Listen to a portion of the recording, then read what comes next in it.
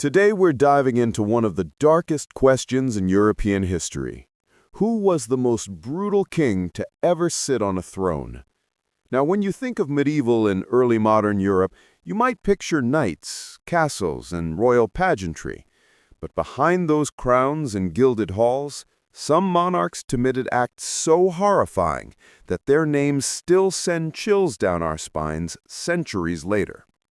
We're talking about kings who didn't just wage war, they reveled in cruelty. Monarchs who tortured their own subjects, murdered thousands in cold blood, and created legacies written in blood. Before we dive in, if you're enjoying these ancient stories, don't forget to hit subscribe and tap like. It really helps the channel grow.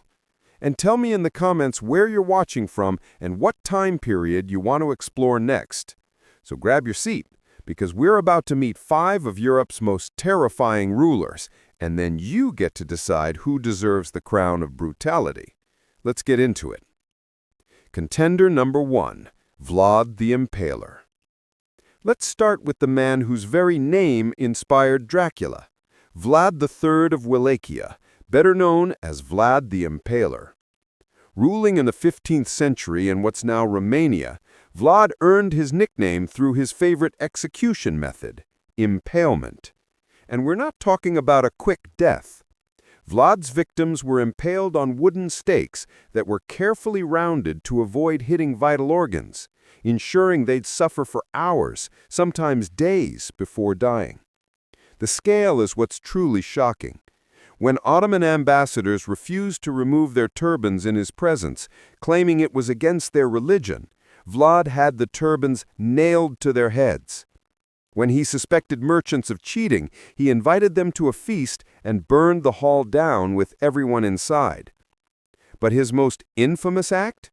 In 1462, when Ottoman Sultan Mehmed II invaded with a massive army, they found a forest of 20,000 impaled bodies outside Vlad's capital.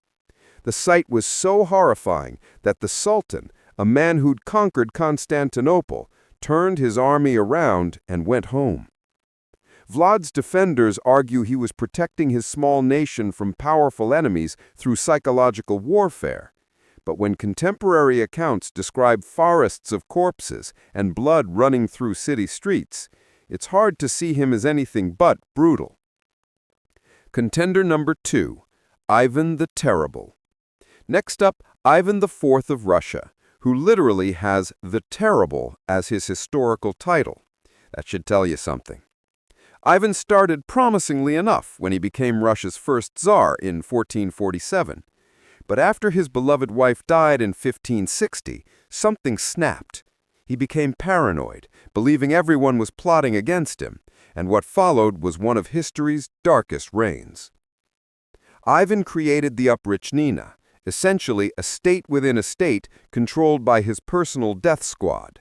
These black-clad riders terrorized the Russian countryside, confiscating lands, executing nobles, and spreading terror. But the worst came in 1570 with the massacre of Novgorod. Suspecting the city of treason, likely without real evidence, Ivan besieged Novgorod for 5 weeks. His forces systematically tortured and killed between 30,000 and 60,000 people. They roasted people alive, drowned others under the ice, and threw entire families into the freezing Volkhov River. Ivan even killed his own son in a fit of rage in 1581, striking him with his pointed staff. Contemporary accounts say Ivan immediately regretted it, cradling his dying son and howling with grief. But by then, it was too late. The man's mental instability combined with absolute power created a reign of terror that traumatized Russia for generations. Contender number 3, Henry VIII. Now let's head to England and talk about Henry VIII. Yes, the guy with 6 wives. You might know him from portraits showing a jolly, rotund king, but don't let that fool you. Henry executed somewhere between 57,000 and 72,000 people during his 38-year reign. That's roughly 2,000 people per year, or about 5 to 6 executions every single day. 2 of his 6 wives, beheaded. His most trusted advisor, Thomas Cromwell, beheaded. His childhood friend and Lord Chancellor, Thomas More, beheaded when he refused to acknowledge Henry as head of the church.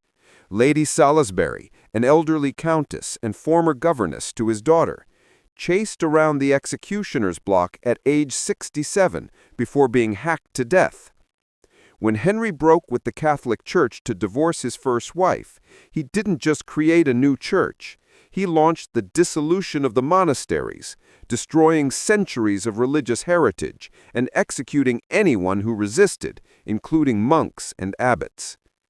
The Pilgrimage of Grace in 1336 saw 30,000 Catholics peacefully protest his religious changes. Henry promised pardons, then systematically executed the leaders and hung their bodies in chains across northern England as warnings. Henry combined paranoia with absolute power and a willingness to kill anyone, wives, friends, advisors, or subjects who stood in his way. Contender number 4, Christian II of Denmark. Here's a king you might not know. Christian II of Denmark, Norway, and Sweden, known in Swedish history as Christian the Tyrant. Christian's defining moment of brutality came in November 1520 with the Stockholm bloodbath. After conquering Sweden, Christian invited Swedish nobility to a coronation celebration. It was supposed to be a reconciliation feast. Instead, Christian accused the nobles of heresy, a charge manufactured by corrupt bishops. Over 3 days, he had 82 people executed, including bishops, nobles, and prominent citizens. Their bodies were stacked in the town square and burned. But here's where it gets even darker. Christian didn't stop with the men. He ordered the execution of women related to the condemned nobles, including nuns pulled from convents and killed. This violated every medieval code of conduct. The brutality was so extreme, it backfired spectacularly. Sweden immediately rebelled, driving Christian from power within 3 years. His own Danish nobles eventually deposed him, and he spent the last 27 years of his life imprisoned in a castle. The Stockholm bloodbath remains one of Scandinavia's darkest moments, and Christian earned his title of tyrant for all eternity. Contender number 5, Peter of Castile, who ruled Spain in the 14th century. His nickname? Peter the Cruel. And even his supporters couldn't spin that positively. Peter's brutality was often personal and hands-on. When nobles conspired against him, he didn't just execute them, he reportedly killed several personally, sometimes stabbing them himself during supposedly peaceful meetings. He murdered his wife Blanche of Bourbon after imprisoning her for years. He killed his own brother for political convenience. He ordered the assassination of a powerful noble in a church, one of medieval Christianity's greatest taboos.